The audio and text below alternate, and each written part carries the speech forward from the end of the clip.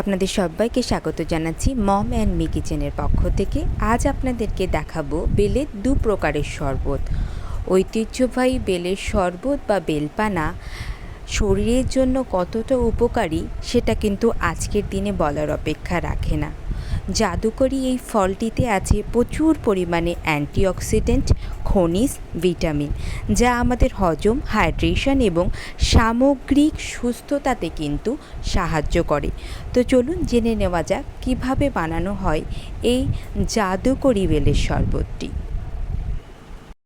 প্রথমে একটি পাকা বেল ভালো করে ধুয়ে নিয়ে শক্ত কিছুর সাহায্যে এইভাবে আঘাত করে ভেঙে নেব। ভেঙে নেওয়ার পর এটার ভিতরে থাকা শাঁস বা পাল্প চামচের সাহায্যে ভালো করে কুড়িয়ে কুড়িয়ে এইভাবে বার করে নেব।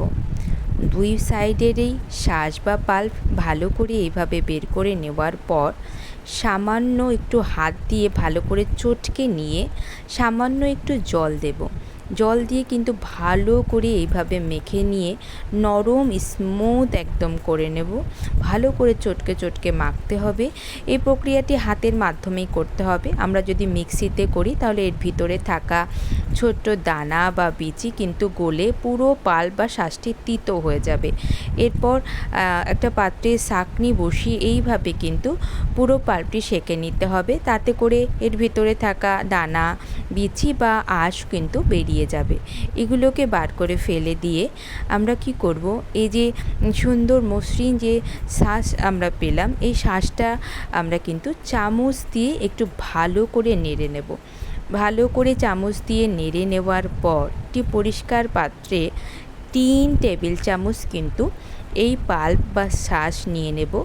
এই পাল্প বা শাঁস নিয়ে নেওয়ার পর আমি এখানে কিন্তু মাঝারি সাইজের 1 গ্লাস দুধ, যেটা আমি কিন্তু নর্মাল টেম্পারেচারের দুধ, আপনি চাইলে চিল্ড মিল্কও ইউজ করতে পারেন।